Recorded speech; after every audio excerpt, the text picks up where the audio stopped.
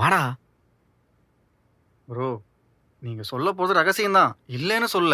ஆனால் இங்கே 2 பேர் தவிர இங்கே யாருமே இல்லை. கையில் வேற வெளியே தான் இருக்கா. நீங்கள் நார்மலாகவே சொல்லுங்கள்.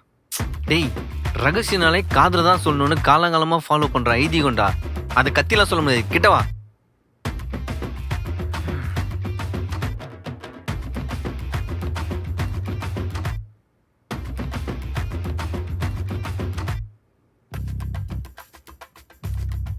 ப்ரோ என்ன ப்ரோ சொல்கிறீங்க? எனக்கு என்னமோ சரியா படலை. தேவையில்லாத பிரச்சனை இழுத்து விட்றீங்க. அதெல்லாம் கரெக்டா ஒர்க் அவுட் ஆகும். நீ எதுவும் என்ன போட்டு கொடுக்காம இருந்தா சரி, மத்தெல்லாம் நான் பாத்துக்கிறேன். நீ கொஞ்சம் அமைதியா இரு, சரியா? நான் ஏன் ப்ரோ சொல்ல போகிறேன்?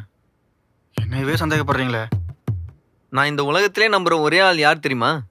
யாரு? அது நான் தான்.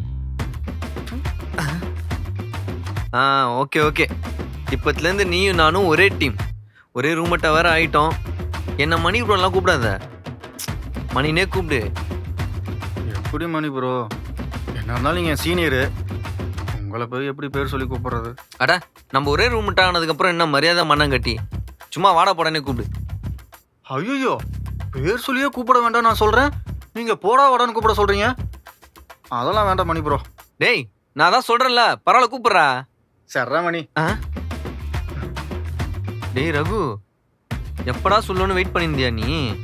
சொன்ன உடனே கூப்பிடுற. போங்க மணி ப்ரோ, நீங்கள் தானே கூப்பிட சொன்னீங்க. ஐய, என்ன கருமத்தை வேணா கூப்பிட்டுக்கோ, ஆனா வெக்க மட்டும் படாத, பார்க்கவே சைக்கிள.